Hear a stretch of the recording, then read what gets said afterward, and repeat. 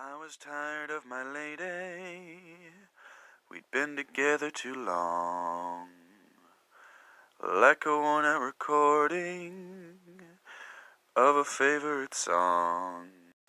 I have a tendency to ramble a little bit when I upload YouTube videos. So, instead of doing that, here's a review of a banana slicer. Enjoy! Marcia and I had been married for 23 years. We were, I suppose, happy, in the way that people must be if they've stayed together for 23 years. More than 2 decades of living together had ground down the burrs and sharp edges that we rubbed against each other in the first turbulent years of the marriage. But those first years were also the years of passion. It was inevitable, I suppose, that the passion had died along with the turbulence. It was, I suppose, a fair trade, but I wasn't sure. This helps explain what happened last October. I was in a strange mood. It was a few days after my 55th birthday, and I was dwelling on the fact that I was closer to 60 than 50. Being truly excited about anything seemed to be something in the past, something that could never be recaptured. It was probably the reason that I was having occasional bouts of insomnia. It was in one of those bouts that I left the bed, quietly, so as not to awaken Marcia, and went to the kitchen. I thought that a banana might help me get back to sleep. It was 3 a.m. Turning on the bright fluorescent kitchen lights would have made sleep even more hopeless, so I made do with only the candle-like dimness of the kitchen nightlight. I opened the utensil drawer and pushed away the peelers, whisks, and serving spoons to get at the 571B. There it was, in the dim kitchen light, and it was as if I had never seen it before. The big, conspiratorial smile in the dimness of 3 a.m., it was as if she and I were alone in the world. I heard from the bedroom, "John, are you okay?" Overcome with feelings of guilt, I slammed the drawer shut and responded, "Fine, I just couldn't sleep." I was sure that my voice was shaky and that Marcia had to know something was up. After 23 years of marriage, there was little I could hide from her. I went back to bed. I couldn't sleep, but there was now a new reason. I could not empty my head of the image of that wide, twisted, seductive smile. At work the next day, I couldn't concentrate. I managed to win the struggle against temptation and rush back home to the utensil drawer. I lost the struggle the following day. I went home right after lunch when I knew Marcia would be at her book club exchanging gossip.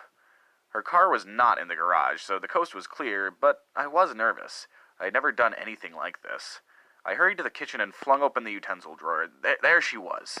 With that twisted smile, she somehow knew that I was coming for her, and she was ready to go. "We're just friends. There's nothing wrong with this. We'll just go for a drink."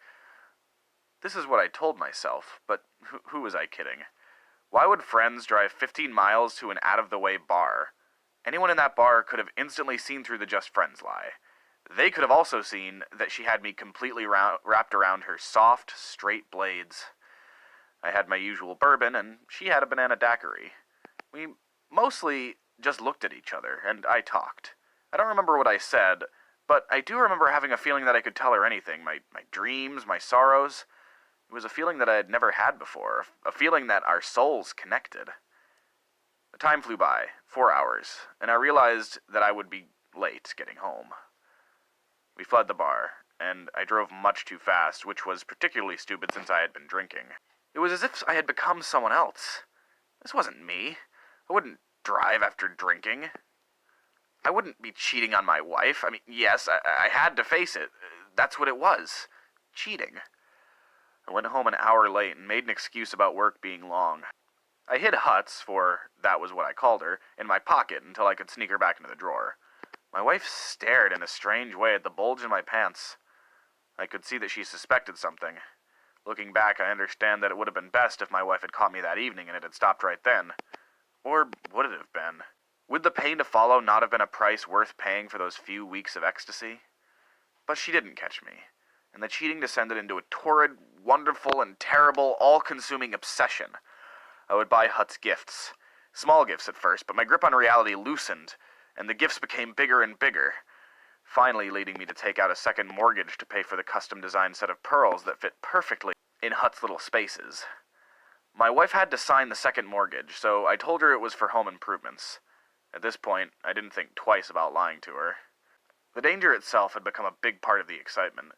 It was as if we were daring the world to discover us, and I think I did want to shout from the rooftops about my happiness because of this, or for whatever reason, we got more and more careless. We used motels closer and closer to home. The end could have been seen by anyone, not blinded, as I was, by a fire that I had thought would never be lit again. But a fire that can heat can also burn. And finally, it consumed me. It's all a blur. The private detective, the flashbulbs, the headlines. And now, here I am, out on the street. I lost my job. My kids, Cookie and Alexander, had to change schools and use false names to avoid the mockery of their peers. Still, all I can think about is Huts. Yes, Huts! She was a survivor. After my wife threw her out, she met and worked her magic on a rich Cuisinart, and they went off to live in Oxford. Me? I lie here in the gutter, fighting off my memories with cheap wine. But every time I see a banana peel, that fight is lost. So I waited with high hopes, and she walked in the place. I knew her smile in an instant. I knew the curve of her face. It was my own lovely lady. And she said, "Oh, it's you." Then we laughed for a moment, and I said, "I never knew that you liked pina coladas and getting caught in the rain and the feel of the ocean and the taste of champagne. If you like making love at midnight in the dunes on the Cape, you're the lady I've looked for. Come with me and escape. If you like pina coladas and getting caught in the rain, if you're not into yoga, if you have half a brain, if you love making love at midnight in the dunes on the Cape, then I'm the love that you've looked for. Write to me and escape.